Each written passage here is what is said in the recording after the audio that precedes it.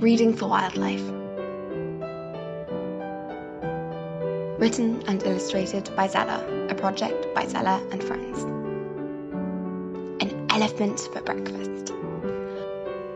Chapter 8. Beware the Blackbird.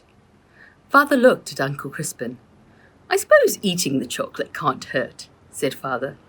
But Uncle Crispin was cautious. "I am not so sure.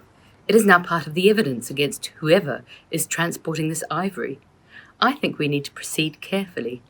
First, let's put the chocolate out of reach, so our little mice don't nibble the evidence. Then we should try and contact Cosmo to find out what he sent the children. And after that, we must hand the ivory and chocolate over to the police." What a day! The children didn't feel like playing tennis or swimming. They were worried about Uncle Cosmo. He might go to jail.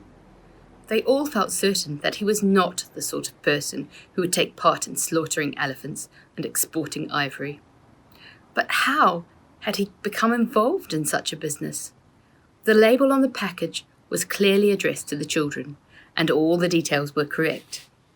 The children studied the packaging again. A tea chest. They knew that his factory used tea chests. The label was handwritten. Tom thought it looked exactly like Uncle Cosmo's handwriting. That evening, back at Wisteria House, no one was hungry at dinner time, even though Mother had made shepherd's pie and peas, usually a firm favourite with Freddie, Rose and Tom. They looked at each other for long, silent periods. Their mother and father exchanged hot words from opposite ends of the table. "Cosmo would never touch an elephant, let alone be involved in the export of ivory," Mother scolded. "Rupert, how could you even think such a thing about your own brother?" "People change," said Father, reflecting what Uncle Crispin had said earlier. "Not so fundamentally," chided Mother. "Cosmo has lived in Africa a long time. Perhaps times are hard."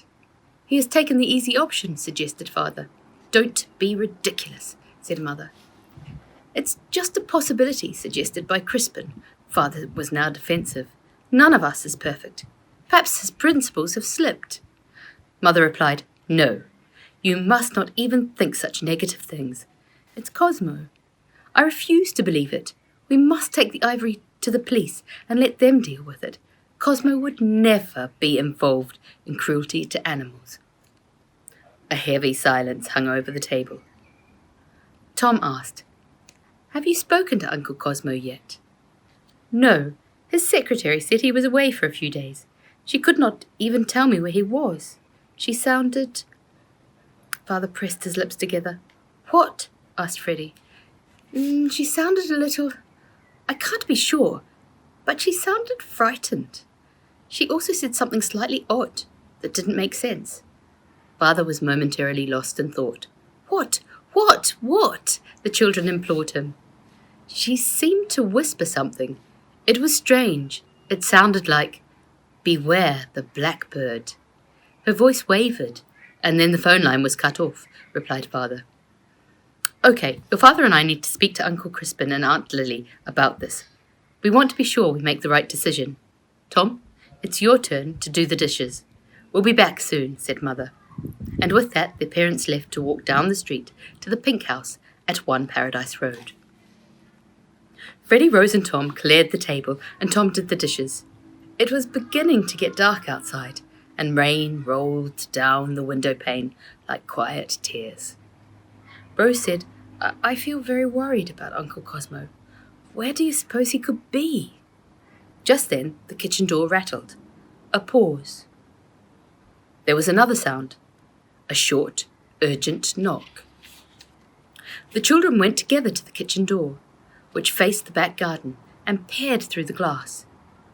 There, in the garden, stood a bedraggled man with a long, wet coat and rainwater running down his face. It took them a moment to realize who it was. They opened the door. "Hide me," whispered Uncle Cosmo. Here is how you can help. Share the story. Adopt an animal from afar. Visit when you can. Educate yourself. Donate to a conservation charity. To find out more about Reading for Wildlife, visit zellahunter.com or at Lady Zella Books, or follow the Reading for Wildlife YouTube channel.